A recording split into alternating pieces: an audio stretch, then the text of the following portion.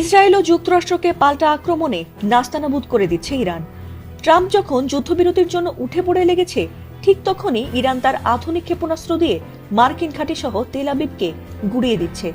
যদিও এই যুদ্ধে ইরানের সবচেয়ে বেশি ক্ষতি হয়েছে, তারপরও তাদের পাল্টা আক্রমণে ইসরায়েলের আয়রন ডোম ধ্বংস হয়ে যাওয়ার পর দিশেহারা হয়ে পড়েছে ইসরায়েলি বাহিনী।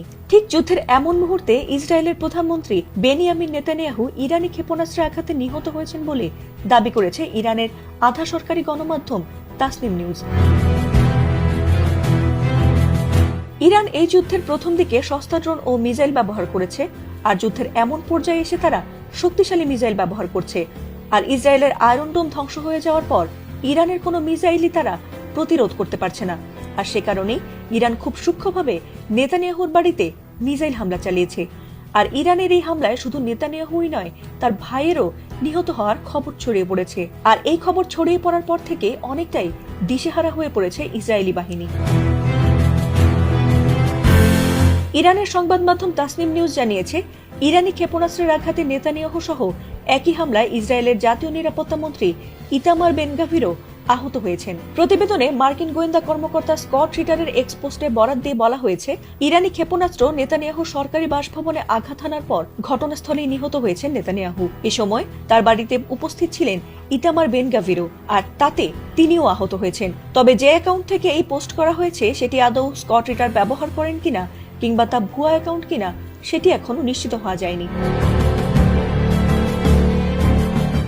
যদিও ফার্সি ভাষার সংবাদ মাধ্যম তাসনিম নিউজের প্রতিবেদনে নেতানিয়াহুর ওপর হামলার প্রমাণ বা কোনো ক্ষতিরও নিশ্চিত প্রমাণ উপস্থাপন করা হয়নি। তার পরিবর্তে এটি বেশ কয়েকটি পরিস্থিতিগত বিষয় একত্রিত করেছে, যার মধ্যে রয়েছে নেতানিয়াহুর সাম্প্রতিক ভিডিও ক্লিপগুলোর মধ্যে অনুপস্থিতি, ইসরায়েলি মিডিয়ায় তার বাড়ির চারপাশে কঠোর নিরাপত্তা ব্যবস্থা সম্পর্কে প্রতিবেদন, এবং মার্কিন বিশেষ দূত স্টিভ উইটকফের একটি কথিত সফর স্থগিত করা, এবং রাষ্ট্রপতি ইমানুয়েল ম্যাক্রো এবং নেতানিয়াহুর মধ্যে একটি ফোন আলাপের ফরাসি রেকর্ড, যেখানে কথোপকথনের তারিখ নির্দিষ্ট করা হয়নি।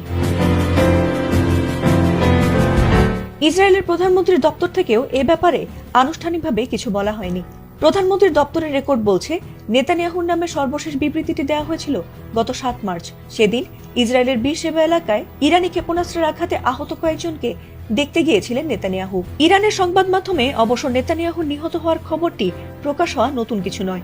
এর আগে গত 2 মার্চ একটি ইরানি সংবাদ মাধ্যম তাদের প্রতিবেদনে দাবি করেছিল যে ইরানি ক্ষেপণাস্ত্রের আঘাতে ইসরায়েলের প্রধানমন্ত্রীর দপ্তর ধ্বংস হয়ে গেছে এবং তিনি নিহত হয়েছেন। তবে